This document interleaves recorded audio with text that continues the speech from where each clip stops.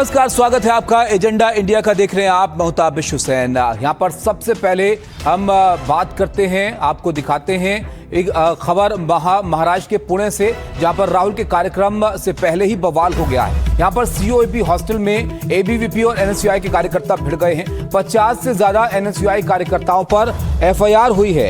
ABVP की शिकायत के बाद ये मामला दर्ज किया गया है। आज शाम 5 बजे राहुल गांधी का कार्यक्रम होना है। एसएसपीएमएस मैदान में शाम 5 बजे से ये कार्यक्रम शुरू होगा, लेकिन उससे पहले ही ये जो झगड़ा है, एक तरह से आप कह सकते हैं, हुआ। यहाँ पर आमने सामने एनएसयूआई और एबीवीपी के कार्यकर्ता आ गए। उसके बाद एफआईआर तक यहाँ पर दर्ज की गई है। सुजाता हमारे साथ हैं। सुजाता, बताइए क्या हुआ था वहां पर?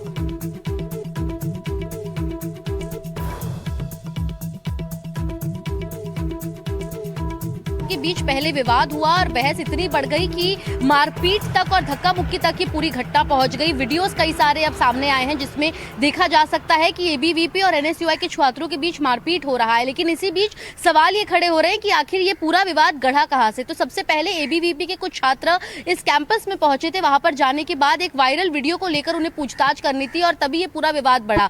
एबीवीपी के छात्रों का आरोप लगाना है कि इस पूरे इवेंट को लेकर जो राहुल गांधी आज पुणे में करने वाले हैं, उसमें छात्रों के फोर्सफुल रजिस्ट्रेशंस किए जा रहे हैं। ऐसे छात्र, ऐसे छात्राएं जिन्हें उस इवेंट में नहीं जाना, उन्हें भी रजिस्टर कराया जा रहा है। वहीं दूसरी ओर एनएसयूआई के छात्रों का कहना है कि यहाँ पर छात्रों को धमकाया जा रहा था एबीवीपी के लोगों द्वारा, जिसके चलते उन्हें ये पूरे मामले को अपने हाथ में लेना पड़ा। ऐसे में एक वीडियो अब सामने आया है जिसमें डीसीपी ऋषिकेश रावले इस पूरे मामले को लेकर वो छात्रों पर लाठीचार्ज करते हुए नजर आ रहे हैं, जिसको लेकर अब सवाल खड़े किए जा रहे हैं कि आखिर पुलिस ने इस पूरे मामले को कैसे संभाला और लाठीचार्ज करने की नौबत क्यों आ गई। ये इसलिए भी गंभीर है क्योंकि आज शाम 5 बजे इसी कैंपस में राहुल गांधी एक इवेंट करने वाले हैं, छात्रों को संबोधित करने वाले हैं, जिसका नाम छात्रों की गूंज है। इससे पहले इस प्रकार की घटना को अंजाम देना कई बड़े सवाल खड़े करता है, जिसको लेकर पुलिस का कहना है कि ऐसी कोई घटना दोबारा ना हो, इसलिए इस कैंपस के बाहर पुलिस की बंदोबस्त भी फिलहाल बढ़ा दी गई है किसी प्रकार की अप्रिय घटना को टालने के लिए। तो ऐसे में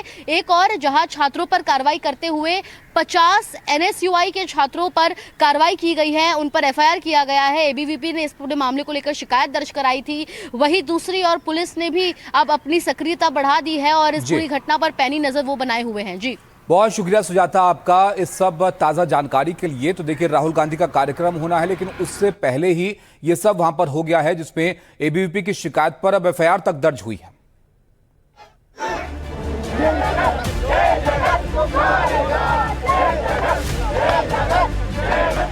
युवा के साथ अन्याय हुआ है कि आज कांग्रेस पार्टी वंदे मातरम के मुद्दे पर पूरे देश में चारों ओर से खिंच ये न्यू दिल्ली बिल्कुल दिल्ली के बीच में पुलिस स्टेशन है, यहाँ पे न्याय नहीं मिलता है। ये एलओपी है, ये जानबूझ के अराजकता फैलाते हैं।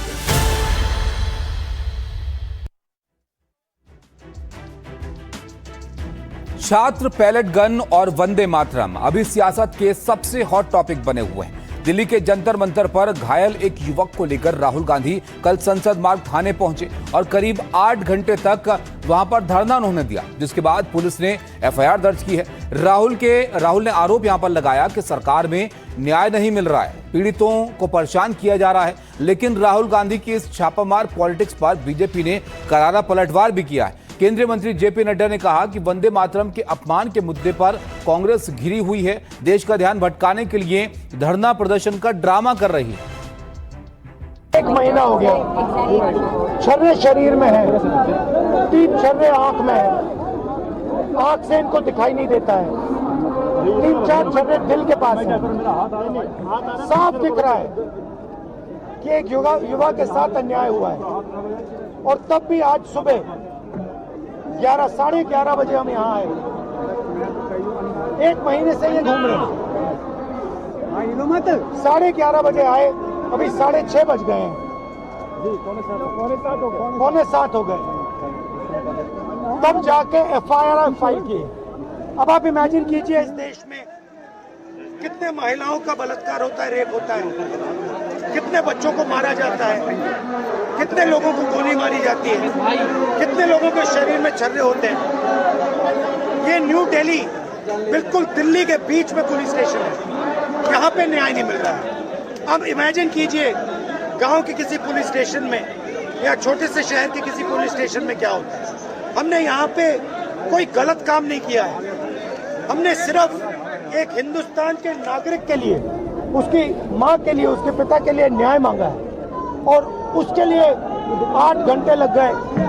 और फाइनल, बड़ी इंटरेस्टिंग बात, फाइनल परमिशन फाइनल होके होम सेक्रेटरी और अमित शाह जी को देना पड़ा, तब इन्होंने जाके फाइनल एफआईआर दिया है। तो आप समझ जाइए एफआईआर रोक कौन रहा था। ये बेचारे जो पुलिस वाले हैं ये चाहते थे एफआईआर करना, वो वाले भी चाहते थे एफआईआर करना, बट ऊपर से न्याय की ब्रेक लगी हुई है। राहुल गांधी जी का आज का यह धरना न तो छात्रों के लिए है और न ही न्याय के लिए है। यह कांग्रेस पार्टी की राजनीतिक हताशा का प्रतीक है और राहुल गांधी की फुटेज खाने की भूख है।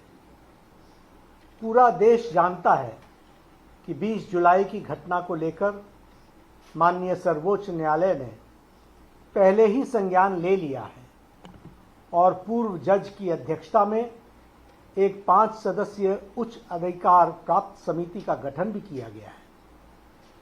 जब देश की सबसे बड़ी अदालत मामले की जांच कर रही है तो आज थाने के बाहर जाकर कैमरे के सामने बैठकर राहुल गांधी क्या साबित करना चाहते हैं?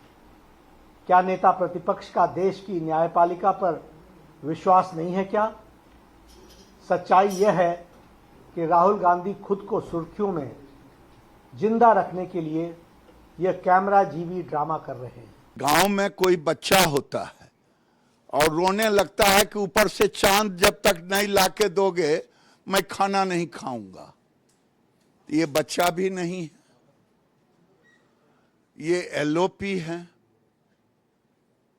ये इस कानून को समझते हैं, ये जानबूझ के अराजकता फैलाते हैं।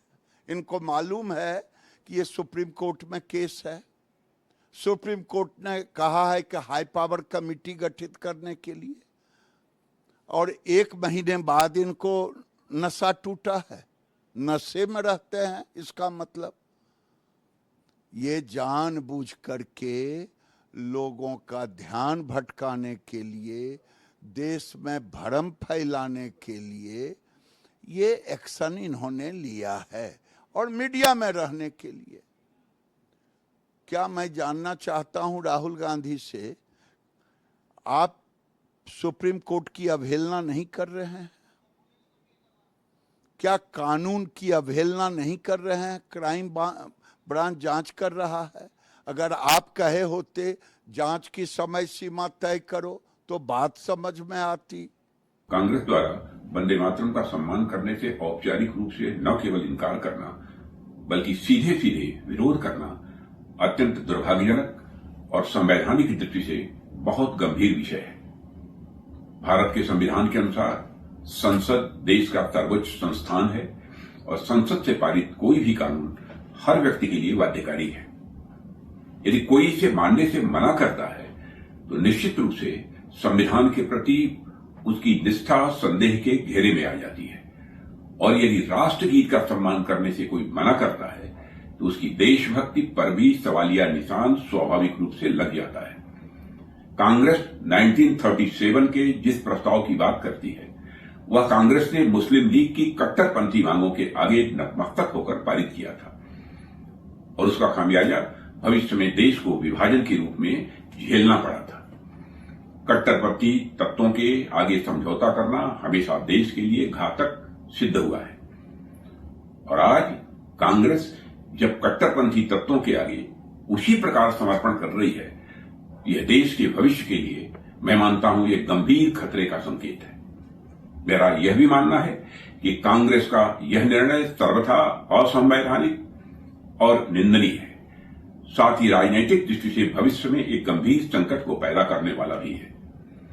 वंदे मातरम का विरोध करके कांग्रेस ने अपने नासमझी भरे खतरनाक इरादों को देश के सामने बता दिया है। तो महान संगीतकार शास्त्रीय संगीत के ओंकार नाथ ठाकुर जी ने सरदार पटेल के आग्रह पर यह पूरा गीत गाया था, कहा तभी मैं गाऊंगा आकाशवाणी पर। और आज ओंकार नाथ ठाकुर के द्वारा गाया गया पूरा गीत 15 अगस्त 47 को उपलब्ध है आकाशवाणी के साइट पर। तो ये सब वो फंस रहे हैं रोज, तो फंस रहे हैं तो ध्यान कैसे बटाया जाए तो अब ये अराजकता कर रहे हैं।